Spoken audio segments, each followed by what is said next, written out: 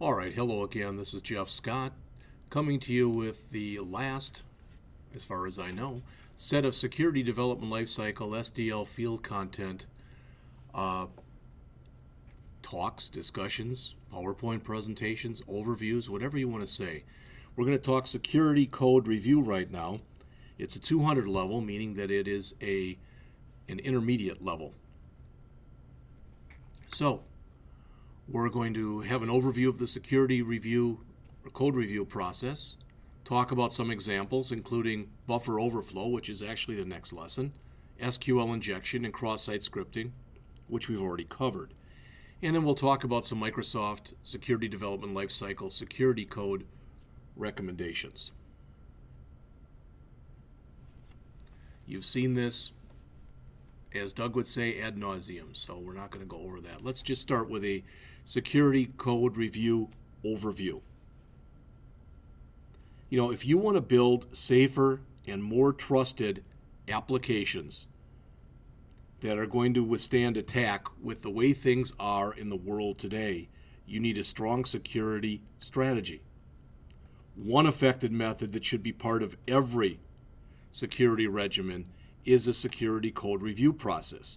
And as you hopefully already know, that involves the manual inspection of an app to identify security vulnerabilities at the code level. Now, these are best conducted when the app is in what they call a stable state. They're nearly completed. So in other words, when you think that future code changes, at least ideally, will be minimal. All right, and this is recommended so that you minimize the amount of wasted effort. All right, and a lot of times this is conducted as part of what Microsoft refers to as a security push that we'll talk about a little bit later on in here. And really, these shouldn't be performed only by security analysts. Rather, security testing should be performed by a combination of developers, testers, and security analysts. Everyone has got a stake in the process.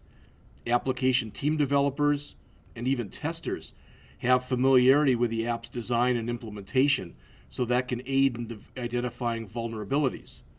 Security analysts can perform security code review efforts that basically are free from any kind of assumptions and previously established biases in order to help identify vulnerabilities. So let's take a look at an example. A lot of stuff to read here. So possibly the easiest way, or the way that they use here to conceptualize a security assessment process, is to imagine the review of a publication editor. So an author submits written text, such as a book or a news article or whatever, for publication. It could be a white paper. So some editor will review that text prior to release. Why will they do that? Well, they want to ensure that the publication is of the highest possible quality. So each line of the text is going to be reviewed for errors, such as grammatical errors, inappropriate language usage, and anything else that affects the overall quality. Feedback from the editor is then provided to the authors, and they should amend the text as necessary. Well, in much the same way that an editor reviews written text for errors, developers, testers, and security analysts review application code for vulnerabilities that could negatively affect the quality of the app that's being delivered to customers. Such things as buffer overflows, SQL injection, cross-site scripting, they're flagged by review teams and then addressed by developers prior to releasing the app.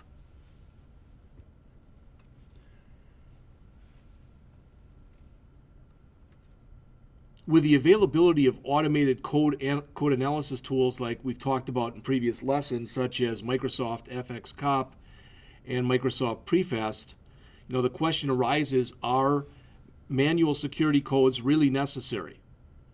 All right, well, any assessment method really has its strengths and weaknesses. With code analysis tools, certain vulnerabilities can be easily detected, but others are difficult to detect. So there's a gap between risks detectable by code analysis tools and those risks that are actually present. So no one method by itself is sufficient to comprehensively assess the security posture of an app. So in other words, as we've mentioned before, there is not one silver bullet. This is why the Microsoft SDL implements a variety of different assessment methods at various stages throughout the software development lifecycle. So, let's take a look at some security code pros and cons. One key advantage of manual security code reviews is that a deeper analysis is possible that you have with other security assessment methods. Since the code is entirely visible to the reviewer, the need to make assumptions is greatly reduced. That should cut down on the number of false positives and the number of false negatives. Reviewers they draw upon their personal experience and their personal expertise that may be difficult to emulate using automated methods. So in other words, the manual security code review process will be able to identify certain vulnerabilities that other assessment tools typically cannot. Another advantage is that assessments can be performed in a more context-aware fashion than that possible with machine-based methods. Human reviewers have a distinct advantage because they're able to interact with architects and developers of an app. And it's through this interaction, basically, that they can gain a better understanding of the application. Things like the intent of the app, valid user scenarios and dependencies, etc. This allows them to make more meaningful reports and recommendations, which you cannot do with an automated tool. As always, when there are advantages, there are disadvantages. One key limitation is it's a manually intensive process. And if it takes too long, human error and fatigue may become factors. And if it takes too long, if it's spread out over too long a time, it may be possible that the code actually changes for the worse during that time. So maybe something that was reviewed has been changed and really should be reviewed again. With modern day applications oftentimes exceeding hundreds of thousands and maybe millions of lines of code, completing a complete security review process may require a massive amount of time and effort and be a massive expense as well. The quality of the review, this is another, disadvantage, is highly dependent upon the skill and the expertise of the reviewer. With code analysis tools, findings are repeatable and can be they can be arrived at objectively. But when you're doing a manual, code review, the findings are not necessarily repeatable, and you don't always know when you bring the human element in whether or not it's going to be totally objective. So, as mentioned right here, we talked about that silver bullet idea. There are advantages and disadvantages to security code reviews. All right? They can help you find many security vulnerabilities, but not all possible vulnerabilities. You should never use them as a replacement for other security methods, but rather in conjunction with the security methods that we've talked about before. So let's talk about some security code review tips. The first is what's called a multi-pass approach. Many code reviewers make the mistake of trying to conduct code reviews in one pass. All right, although code reviews can be performed in this manner, and if it's a small snippet of code, sure. But with larger applications, trying to do this may prove to be very difficult, as things like fatigue set in. And that will increase the chances of errors being introduced into the security code review process. As the name suggests here, with a multi-pass approach, application code implementations are reviewed multiple times. Each pass could have a specific objective, such as looking for a particular type of vulnerability, like a buffer overflow or SQL injection or a cross-site scripting, rather than trying to find all of them at once. Not only that, each pass could be performed by different reviewers. All right, this would reduce the likelihood of human error, of fatigue, and it would bring a fresh set of eyes or fresh sets of eyes in as well. Secondly, You should always focus your security code review efforts on high priority code, and then focus on less critical code if or as time permits. Since security code reviews can become very expensive, prioritizing your security code review efforts is an important way to ensure that what should get done gets done. The third is to establish clear objectives. And again, that sounds so obvious. All right, but the problem is the security code review process is oftentimes performed in an ad hoc manner, where reviewers take an app and begin randomly looking for vulnerabilities without any clear objectives. Although you can perform security code in this manner, all right, it's difficult for the application development team to understand the level of coverage provided by the reviews. All right, a lot of questions pop up, and some of these questions are difficult, if not impossible to answer when you perform security reviews in an ad hoc manner. But if you first establish clear security code objectives and then manually start reviewing code against those objectives, the application developers gain a better understanding of the security posture in their apps. And you see some examples right here. Code that does or does not return values. Pointers checked for validity. Untrusted data validated prior to use. So how do we integrate security code review into the software development lifecycle? Well, we already mentioned that security code reviews are not meant to replace other security assessment activities. Rather, they should be used as a complementary activity in conjunction with other activities. Code reviews by themselves are an effective means to identify security vulnerability in code, but the benefits are amplified when they're done in the context of other security activities. For instance, if you use automated code analysis tools as recommended by the Microsoft SDL, things like FXCOP, all right, they could be performed prior to expending manual review efforts. Using these automated tools introduces benefits by providing a higher degree of code review coverage. These analysis tools oftentimes identify more common and frequently encountered vulnerabilities, also known as the low-hanging fruit. Then the reviewers can allocate their efforts to address more critical components of the app. Automated code analysis tools also may provide an early indication as to the types of vulnerabilities most prevalent in the application code. Then the security code reviewers can use data from that data from the code analysis tools to better define their objectives and more effectively focus their efforts during the review process. Another example might be to create threat models to use. You might want to create threat models prior to using code analysis tools and then perform the security reviews. Threat models, remember, are used to decompose an application and help developers, testers, and security analysts better understand the internals of an application. These threat models also expose critical areas of an app that are most prone to attack. Then the security code reviewers can take advantage of this knowledge and focus their efforts on high-risk components and expend less effort on components with less risk.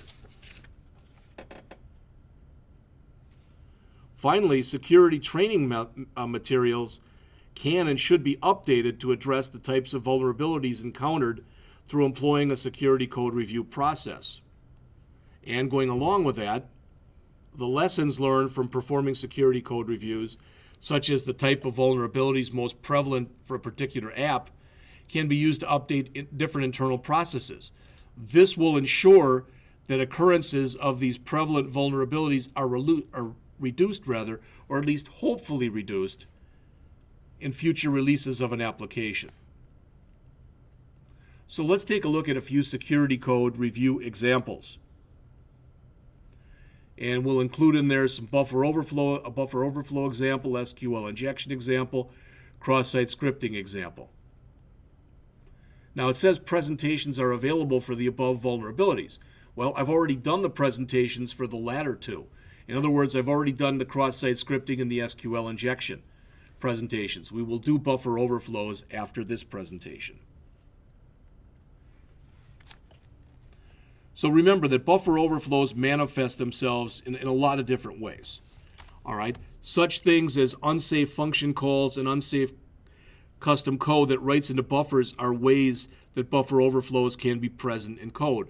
And remember, in a nutshell, that what this involves is trying to shove 10 pounds worth in a 5-pound bag. So in other words, you create a buffer for yourself that maybe will hold 50 bytes of information, and you try putting, let's say, 100 bytes of information into that same buffer. Does this mean that security code reviewers need to know all possible ways that buffer overflows can be created? No.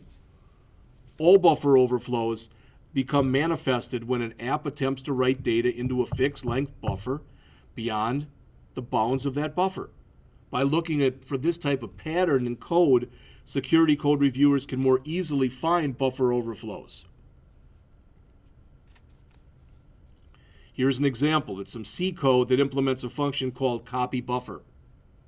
The buffer reads a character pointer and allocates a fixed 32-byte buffer called buffer. It then copies the source argument into buffer using a call to str_encopy, and it restricts the size to 32 bytes. Finally, the copy buffer null terminates by inserting a null terminator character into the last index. All right. Hopefully you can see what's wrong with this code. First, do we have a fixed length buffer that will be written to in the code? Yeah, the destination buffer is called buffer and it fits that criteria. Next, will the code ever try to write beyond the boundary of the buffer? The answer again is yes, but not with a call to str_encopy. The overflow occurs when you try to null terminate the buffer. And what happens is, if you've already got 32 bytes that you've written into the buffer, and now you try to add the \0 or null terminator at the end, it's exactly 1 byte beyond the bounds of the fixed length called buffer. This is known as an off by 1 buffer overflow, and it's very exploitable. All right. Next, let's take a look at an SQL injection example. You know that SQL injections are common vulnerabilities created in code whenever an app tries to execute an SQL query that has been dynamically created using untrusted data. So let's apply the same type of sample code to uncover a potential vulnerability. So here's our code. We've got a method named removeEntry, which accepts 2 arguments, a string named entry name and an SQL connection object called myConnection. RemoveEntry creates a query to remove the given entry by name and then executes the query using some database server bound to the given SQL object or connection object. All right, if you don't see the pattern right away or the problem, first is the method of building a dynamically built SQL query using untrusted data. It is. The variable query is dynamically created using the input from the entry name variable. The variable is provided into this function. Since it's something that's being passed in, it cannot necessarily be trusted. The second part of the SQL injection pattern is the execution of a dynamically built SQL query. Does this code do that? Yes. Therefore, since the method dynamically creates an SQL query using potentially untrusted data and then tries to execute the query, you know that an SQL injection vulnerability does exist in the code. All right. As another example here, let's talk for a second about, let me move that.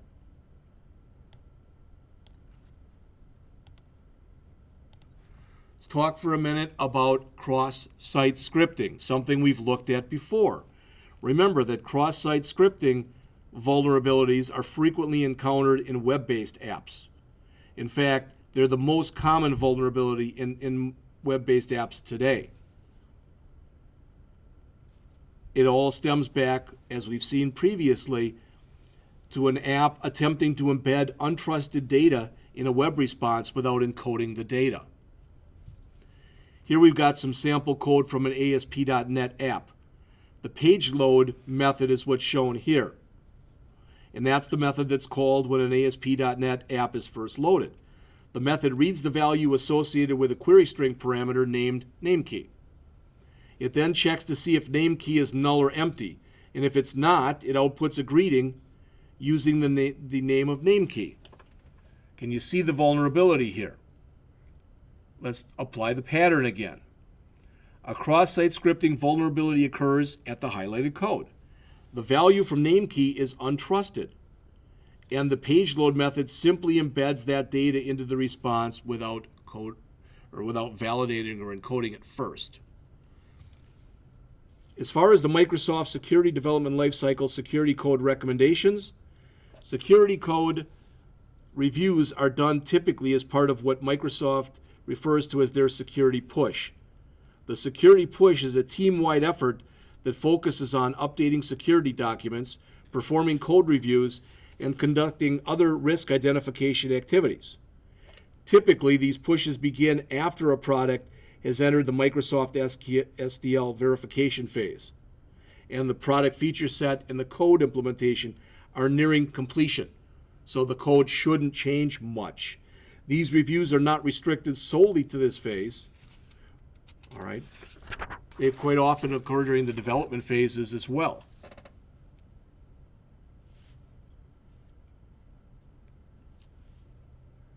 Security code should be done on all priority 1 code. That is code that is most prone to security vulnerabilities. If time permits, then you go in and you do priority 2 code. That's optionally installed code that runs with user privileges. In other words, it's lower risk. All right? So that brings us to the end of this lesson. Remember that the security code review is a manual process whereby developers, testers, and security analysts review the source code of an app and make sure or take note of any coding patterns that could negatively impact the security posture of the app. All right, when you first look at it, at first glance, it might seem that the manual security code review process is an unnecessary manual duplication of automated assessment methods like the code analysis tools we've talked about earlier.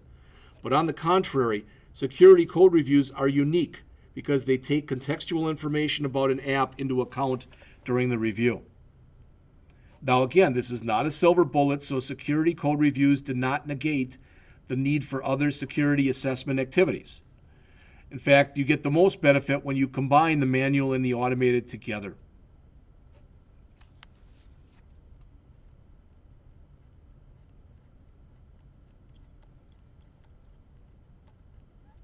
So we've now gone through about 12 of these lessons in here, and although I never went back and really updated this, we have talked about secure design principles, secure implementation principles, secure verification principles, threat modeling principles, threat modeling tool principles, cross-site scripting vulnerabilities, SQL injection vulnerabilities, of fuzz testing, banned APIs, security code review, which we just covered, and I'm sure I'm missing a couple of them, okay?